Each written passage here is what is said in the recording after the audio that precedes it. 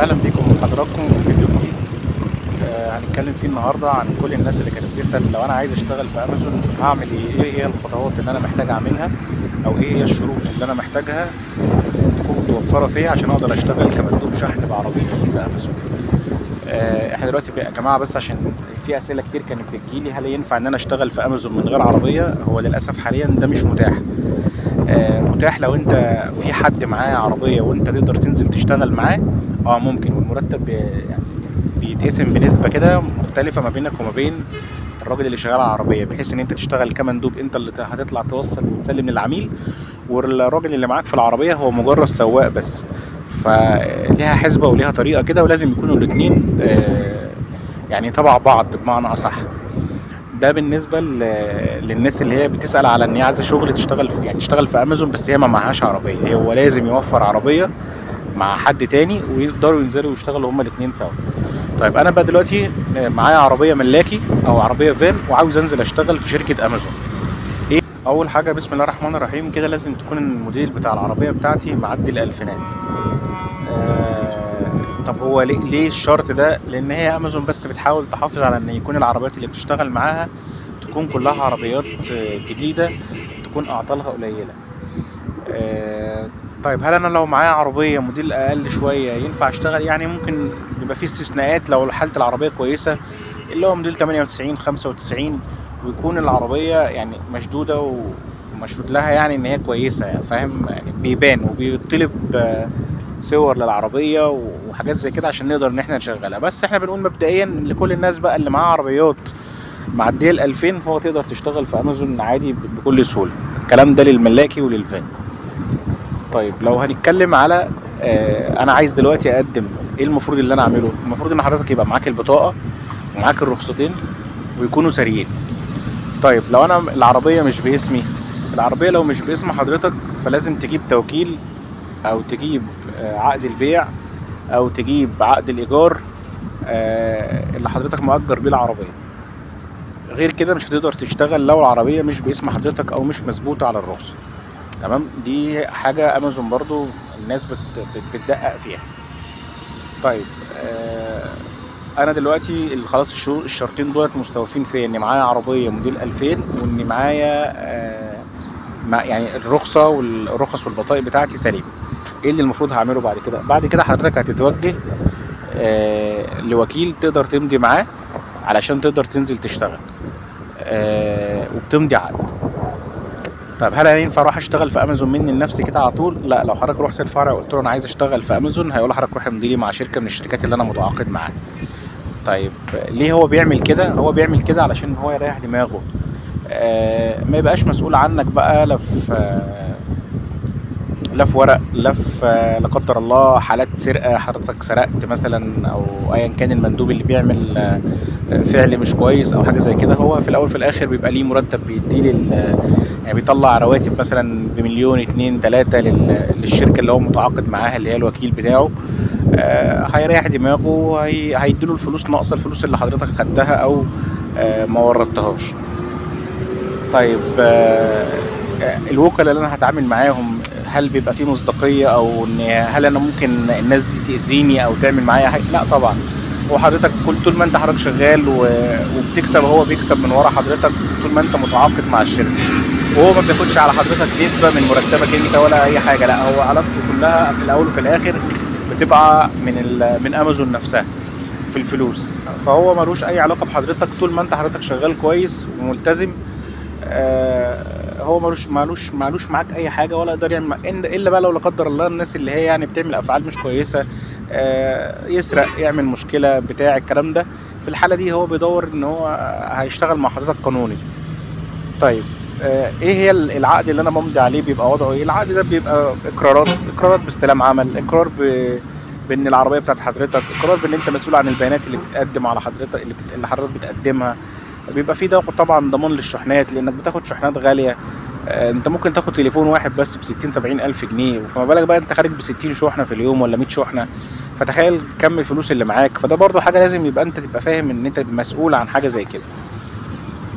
فعلشان نبقى احنا عارفين عارفين ان احنا نشتغل مع شركه زي شركه امازون، دي حاجات اساسيه لازم تبقى انت واخد بالك منها قبل ما تروح تتعاقد او قبل اي حاجه. طيب حاجه تانية من الحاجات اللي هنتكلم عليها عشان اقدر ان انا اشتغل في شركه امازون، السن بتاعي برضو بيحبذ او يفضل ان هو يكون معدي 21 سنه.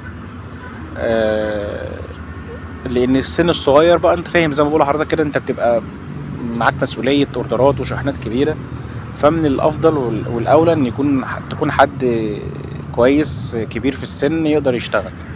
طب لحد سن كام؟ الكلام ده متاح لحد سن 55 60 سنه ممكن تقدر تشتغل في امازون، بس برضو شرط ان انت تكون حد تقدر عارف طبيعه الشغلانه، انك هتقدر تطلع سلالم، تروح لعملاء، هتنزل من العربيه تسلم شحنات.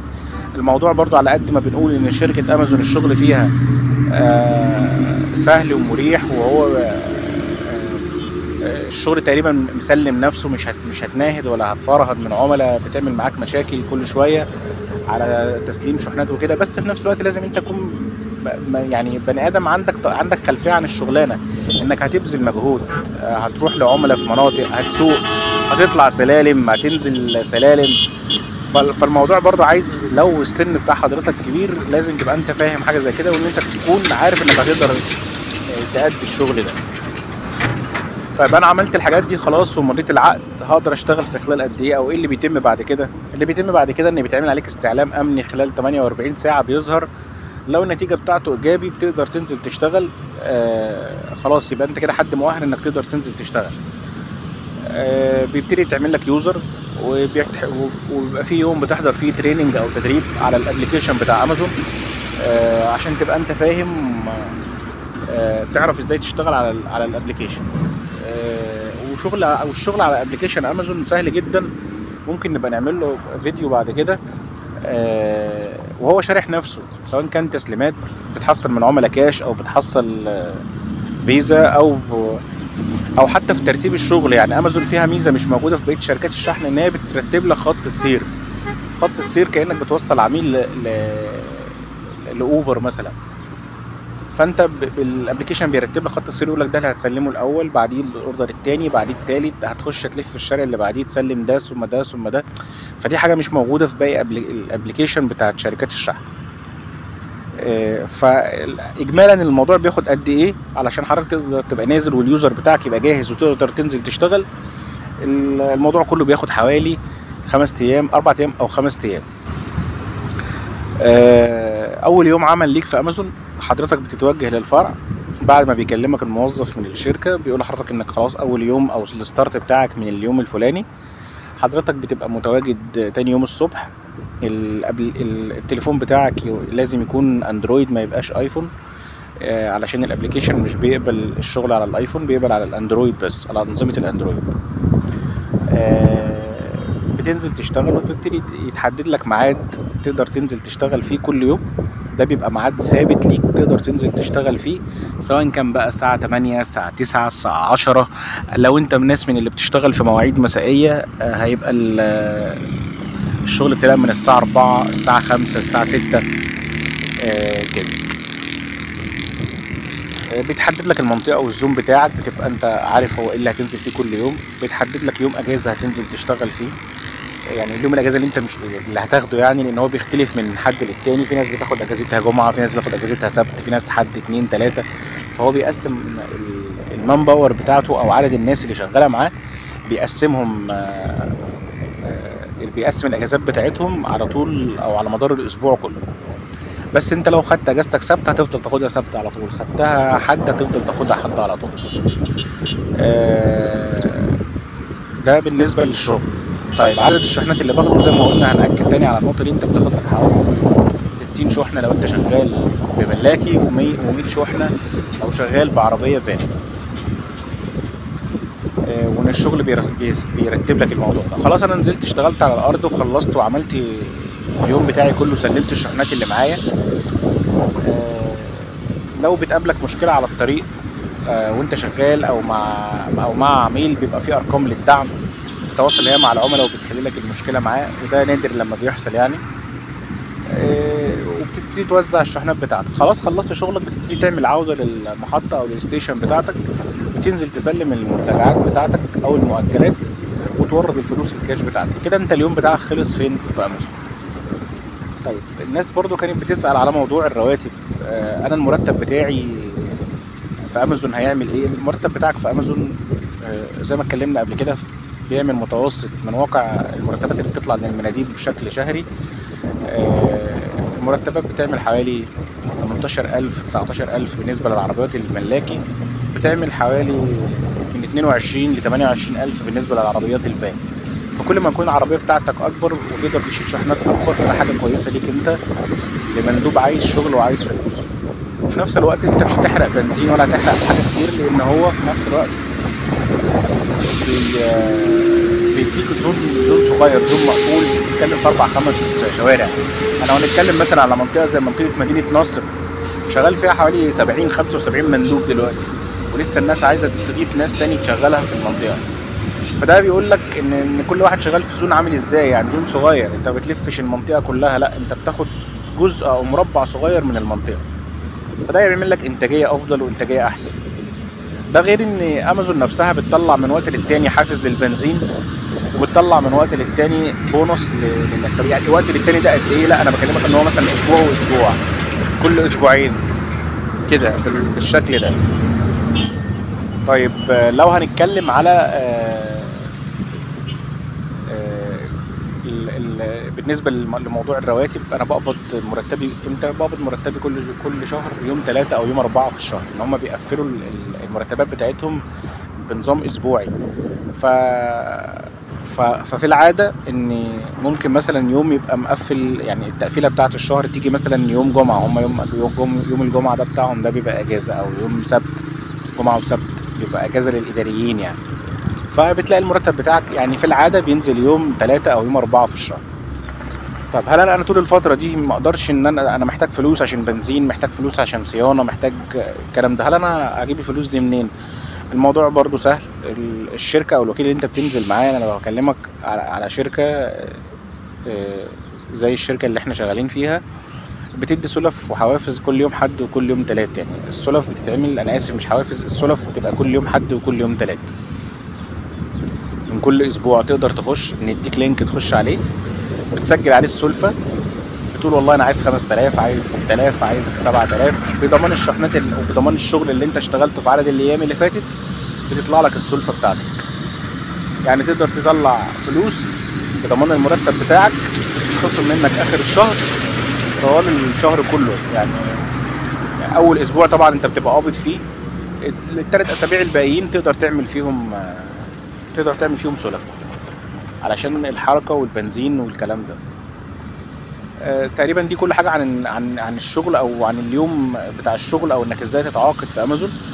اتكلمنا عليها في فيديوهات سابقه وشرحناها كتير، حبينا ان احنا النهارده نشرحها بشكل برضو تاني لكل الناس اللي بتسال، لان برضو على قد الفيديوهات اللي اتعملت بخصوص كده انا بلاقي الناس بتسال نفس الاسئله، فبنحاول نوصل للناس الموضوع بشكل مبسط ونعيد على الكلام تاني للتاكيد.